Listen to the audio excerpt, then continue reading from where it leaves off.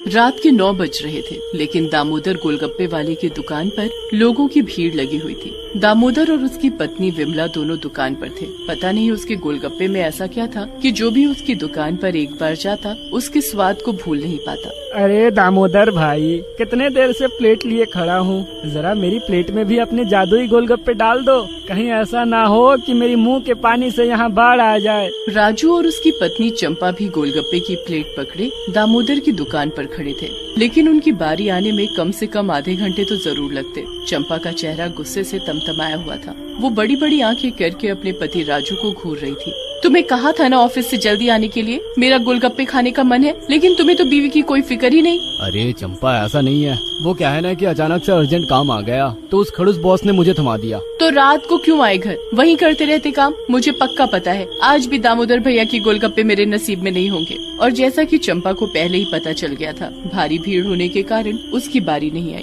चंपा और राजू लौट आए। पूरी रात चंपा राजू को जली कटी सुनाती रही और गोलगप्पों को याद कर रोती रही। हाय दामोदर भैया के गोलगप्पे, 2 महीने से मेरे पति को इतना समय नहीं है कि दामोदर के गोलगप्पे खिला दे। ऐसे पति से तो अच्छा था मैं कुंवारी रह जाती। अरे चंपा, माफ भी कर दे।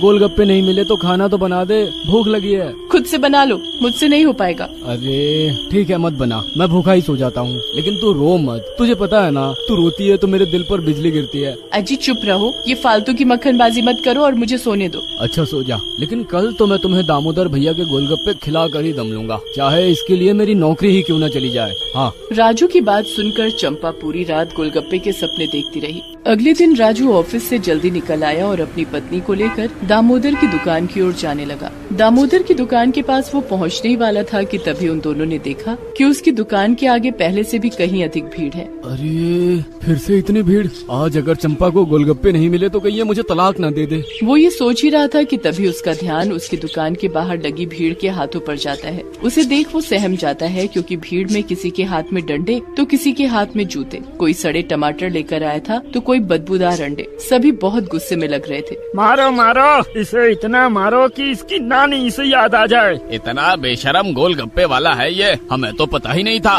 भाइयों, आज इसकी नानी नहीं, इससे पूरा खानदान याद दिलाएंगे। मार मार कर इसका बदन लाल कर देंगे। बेशरम आदमी ने हमारे विश्वास का खून किया है। सभी लोग दामोदर पर टूट पड़ते हैं। दामोदर किसी तरह अपनी जान बचाकर भागता है।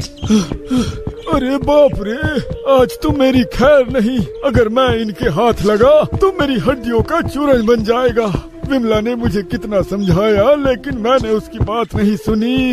अरे अब क्या होगा मेरा? दामोदर पुरानी बातों को सोचने लगता है। अरे विमला, तू खड़ी खड़ी मेरा मुंह क्या देख रही है? सुन, मैं ये नोट गिनता हूँ और तू ये सिक्के गिन। मुझे नहीं गिनने आपके ये गंदे सिक्के। क्यों, क्या हो गया इन सिक्कों में? कुछ लगा है क्या? हाँ, आपकी बेशर्मी लगी है। आपको पता है ना ये पैसे आप कैसे कमा रहे हैं? गोलगप्पे बेचकर। और कैसे कमा रहा हूँ? कहीं चोरी कर रहा हूँ क्या, या कहीं डाका डाल रहा हूँ? हाँ, कर रहे हैं आप चोरी। लोगों के विश्वास की आप डाका भी डाल रहे हैं। और जिस दिन ग्राहकों को ये पता लग गया कि आप गोलगप्पे बनाने के लिए क्या करते हैं, वो आपको नहीं छोड़ेंगे। तू ना मेरी सबसे बड़ी दुश्मन है। अरे मेरे गोलगप्पे लोग चाव से खाते हैं, दूर दूर से लोग इसे खाने आते हैं। और देख रही है ये नोटों की गड्डियाँ, ये तो इसी से आती है ना। मैं तो जैसे गोलगप्पे बनाता हूँ वैसे ही बनाऊंगा। और तू ज्यादा बकबक करेगी तो दूंगा तुझे एक थप्पड़ खींच के। तेरी सारी बकवास जमीन पर गिरी होगी। हाँ। दामोदर के गोलगप्पे बहुत प्रसिद्ध थे, लेकिन वो बहुत ही गंदे तरीके से उन गोलगप्पों को बनाता था। वो गोलगप्पे के गोलों को अपने गंदे बदबूदार बगल के तले दबाता, फिर उसे तेल में डालकर उसके गोल गोल गोलगप्पे बनाता। और ये सब वो पूरे आनंद के साथ करता। ये लो, ये आटे और मैदे की गोल गोल गोलियां बन गई मेरे बगल के नीचे। हाय हाय, कितना पसीना लग गया इसमें। वाह, अब बनेंगे मजेदार गोलगप्पे। फिर वो गंदे बदबूदार गोलियों को कढ़ाई में डालता और गोलगप्पे छानने लगता। वाह, ये हो गए तैयार मेरे सुपर हिट गोलगप्पे। एक खा भी लेता हूँ। वाह, क्या स्वाद है, कितने कुरकुरे हैं। दामोदर की पत्नी उसे ये सब करते देखती और अपने नाक मुंह सिकोड़ लेती, लेकिन इतने पर भी उसकी बेशर्मी नहीं रुकती। वो जब गोलगप्पे का पानी बनाता तो उसमें भी अपने बगल का गंदा बदबूदार पसीना डाल देता। हर दिन वो ऐसा ही करता। अरे कुछ तो शर्म करिए, ये क्या कर रहे रहे हैं आप? तेरा फिर से शुरू हो गया, बकवास बंद कर और ये ले गोलगप्पे टेस्ट कर और इसका पानी भी। अरे मत करिए ये गलत काम। अरे पूरी दुनिया बोलती है कि पसीने की कमाई खानी चाहिए, बेईमानी नहीं करनी चाहिए। मैं भी तो वही कर रहा हूँ, अपने पसीने की कमाई खा रहा हूँ, बगल के पसीने की कमाई। दामोदर ग्राहकों के विश्वास को हर दिन छलता और छलकर पैसे कमाता। गर्भवती पत्नी विमला उसे इतना कहती कि कम से कम पेट में पल रहे बच्चे के बारे में वो सोचे, लेकिन वो कहता कि अरे उसी के लिए तो कर रहा हूँ ये सब। ज्यादा पैसे होंगे तो अच्छे से बड़े अस्पताल में तेरी डिलीवरी कराऊंगा, एयर कंडीशन वहाँ लगा होगा।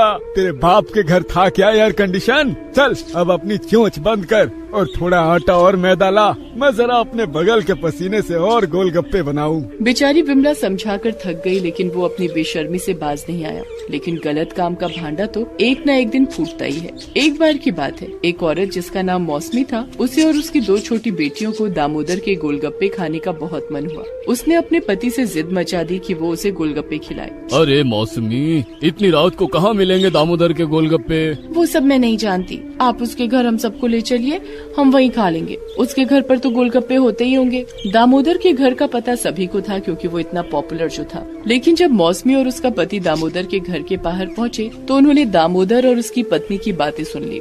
आज भी विमला उसे अपने बगल के पसीने का इस्तेमाल कर गोलगप्पे बनाने से मना कर रही थी, लेकिन वो अपनी जिद पर अड़ा था और अपने गंदे बदबूदार बगल के पसीने से गोलगप्पे बना रहा था। मौसमी और उसके पति ने खिड़की से झांक कर देखा तो मौसमी को उल्टी आने लगी। छी छी छी छी, अरे ऐसे गोलगप्पे कौन बनाता है?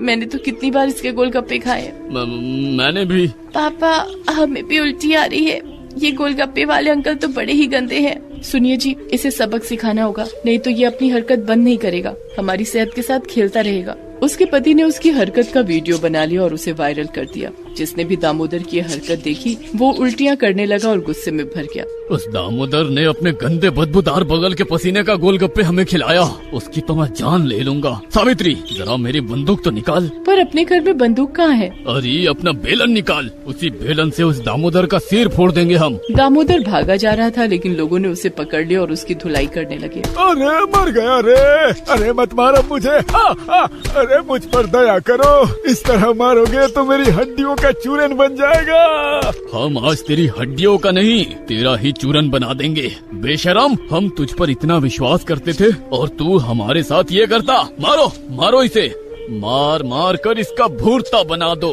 दामोदर लहूलुहान हो गया था, वो दर्द से कराह रहा था, लेकिन किसी को उस पर दया नहीं आ रही थी। तभी उसकी गर्भवती पत्नी भागती हुई आई और लोगों के आगे हाथ जोड़कर गिड़गिड़ाने लगी। भैया, इन्हें माफ कर दीजिए, मैं जानती हूँ इन्होंने बड़ी भारी भूल की है, लेकिन आप लोग इन्हें मार देंगे तो मेरा बच्चा, जो अभी दुनिया में आया भी नहीं है, उसके सिर से उसके पिता का साया उठ जाएगा।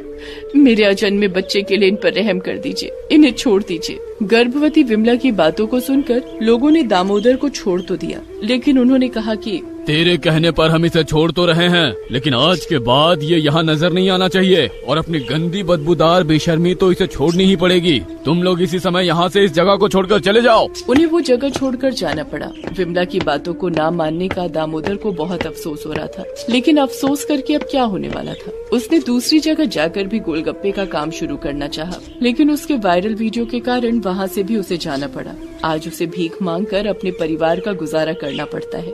उसकी गलती की सजा उसके साथ उसके पूरे परिवार को भुगतनी पड़ रही है। गोपाल गोलगप्पे बेचता था। उसके गोलगप्पे इतने स्वादिष्ट होते थे कि उसकी दुकान के आगे हमेशा ग्राहकों की भीड़ लगी होती। गोलगप्पे के मसालों और उसके पानी में पता नहीं वो क्या मिलाता कि उसके गोलगप्पे इतने स्वादिष्ट हो जाते कि जो एक बार उसकी दुकान पर आता वो बार बार उसी की दुकान पर आता। भैया, आखिर क्या डालते हो आप अपने गोलगप्पे में? इतने स्वादिष्ट गोलगप्पे और कहीं नहीं मिलते। मसाले तो वही सब होते हैं साहब, बस थोड़ी मेहनत और प्यार डाल देते हैं हम अपने गोलगप्पों में। गोपाल की पत्नी का नाम सुनीता था। वो इन दिनों गर्भवती थी। गोपाल की 7 साल की बेटी भी थी जिसका नाम गुंजा था। किसी बीमारी के कारण उसके पैर बचपन में ही खराब हो गए थे, इसलिए वो बैसाखी के सहारे चलती थी। गोपाल की कमाई से उनका परिवार ठीक से चल जाता था। एक दिन की बात है, रात का समय था। अचानक सुनीता के पेट में दर्द शुरू हो गया। आह, सुनते हैं जी, मेरे पेट में जोरों का दर्द हो रहा है। लगता है मुझे प्रसव पीड़ा शुरू हो गई है। गोपाल अपनी पत्नी को लेकर सरकारी अस्पताल गया। डॉक्टरों ने सुनीता को तुरंत एडमिट कर लिया, लेकिन प्रसव के दौरान उसका ब्लड प्रेशर बहुत बढ़ गया। उसकी कोख से एक बच्ची ने जन्म तो ले लिया, लेकिन सुनीता की हालत में सुधार नहीं हुआ। देखिए, आपकी पत्नी ने एक प्यारी सी बच्ची को जन्म दिया है, लेकिन उसका ब्लड प्रेशर बहुत बढ़ गया है। हम दवा से उसे नीचे लाने की कोशिश कर रहे हैं, लेकिन उसका शरीर दवाओं पर कोई प्रतिक्रिया नहीं कर रहा है। फिर भी हम पूरी कोशिश कर रहे हैं, लेकिन डॉक्टरों की लाख कोशिश के बावजूद सुनीता की जान नहीं बच सकी। गोपाल के हंसते खेलते परिवार पर पल में ग्रहण लग गया। माँ, माँ। सुनीता, सुनीता, अरे ये क्या हो गया रे? अरे आंखें खोल, देखना हम सब कितना रो रहे हैं। अरे कितनी निर्दयी हो गई है रे तू। मेरी नहीं तो अपनी दोनों बेटियों का तो सोचा होता। भला इस तरह मझधार में छोड़कर कोई जाता है क्या? गोपाल की नवजात बच्ची को क्या पता था कि उसके साथ क्या अनहोनी हो गई है, लेकिन वो भी लगातार रोई जा रही थी। उसे रोता देख गुंजा ने उसे अपनी गोद में उठा लिया और रोते हुए कहा, मत रो, बाबा है ना, मैं हूँ ना, मैं रखूंगी तुम्हारा ध्यान, तुम्हारी बड़ी दीदी। जीवन का एक बड़ा सत्य यही है कि जीवन एक नदी के पानी की तरह होता है। ये बहता ही रहता है। सुख आते हैं, दुख आते हैं, जन्म होता है, मृत्यु भी होती है, लेकिन ये चलता ही रहता है। सुनीता के जाने के बाद गोपाल और उसकी दोनों बच्चियों का जीवन कठिन तो बहुत था, लेकिन जीवन जीना तो था ही। एक दिन गोपाल घर पर ही गोलगप्पों के लिए आटे और मैदे की गोलियां बना रहा था। गुंजा भी अपने पिता का पूरा साथ दे रही थी। तभी गुंजा की छोटी बहन रूपा जोर जोर से रोने लगी। बाबा, लगता है रूपा को जोरों की भूख लगी है, रुकिए, मैंने रसोई में दूध गर्म करके रखा है, वो देकर आती हूँ। गुंजा रूपा की थी तो बड़ी बहन, लेकिन वो माँ की तरह उसका ख्याल रखती थी। तू खुद इतनी छोटी है, लेकिन पता नहीं परिस्थितियों ने तुझे कैसे इतना बड़ा कर दिया रे गुंजा। तू ना होती तो तेरी माँ के जाने के बाद कैसे संभाल पाता मैं रूपा को, खुद को कैसे अपना काम कर पाता। ये कहकर गोपाल रोने लगा। उसे रोता देख गुंजा ने उसके आंसुओं को पोंछते हुए कहा, आप इस तरह रोएंगे तो फिर मैं भी रोने लगूंगी। आप ही तो मेरी ताकत है ना बाबा, आपको देखती हूँ तो हिम्मत आती है, और तभी तो मैं आपको भी संभाल पाती हूँ और रूपा को भी। उसकी बातों को सुनकर गोपाल ने उसे सीने से लगा लिया, लेकिन गोपाल और उसकी बच्चियों की जिंदगी में एक तूफान और आना बाकी था, जिसका जरा भी अंदाजा उन्हें नहीं था। हर दिन की तरह गोपाल अपनी रेहड़ी पर खड़ा गोलगप्पे बेच रहा था। उसकी दुकान में भीड़ भी बहुत थी। अरे भैया, आप गिनती गिन तो रहे हो ना गोलगप्पों की, क्योंकि मैं तो इन्हें खाने में मगन हूँ। सही पकड़े हैं आप, अब ये हो भी क्यों ना, इनके गोलगप्पे हैं ही इतने स्वादिष्ट और मसालेदार। गोपाल लगातार ग्राहकों को गोलगप्पे खिला रहा था। उस दिन दुकान में इतनी भीड़ थी कि उसे खाना खाने का भी होश नहीं था। जबकि घर से निकलते वक्त गुंजा ने साफ साफ कहा था कि बाबा, रोटी समय पर खा लेना, कल भी आपने शाम को खाना खाया था। गुंजा की बात जब उसे याद आई तो उसे खाने का होश आया। संयोग से उस समय रेहड़ी पर कोई ग्राहक था नहीं, तो उसने रोटी निकाली, लेकिन जैसे ही वो उसका पहला निवाला मुंह में डालने वाला था, तभी उसे सामने के दुकानदार का शोर सुनाई दिया। गोपाल, गोपाल हट, सामने से हट। गोपाल जब तक कुछ समझ पाता, तब तक एक तेज रफ्तार ट्रक ने उसे टक्कर मार दी। उसकी हाथ की सारी रोटियां वहीं जमीन पर गिर गई और उसके साथ वो भी गिर गया। घायल अवस्था में थोड़ी देर वो तड़पा और फिर उसका शरीर शांत पड़ गया। गुंजा को जब ये खबर मिली तो वो सन्न रह गई। उस समय उसकी छोटी बहन सो रही थी। उसने उसे गोद में उठाया और पापा की रेहड़ी की ओर धीरे धीरे अपनी बैसाखी के सहारे चलती हुई पहुंची। बाबा, बाबा।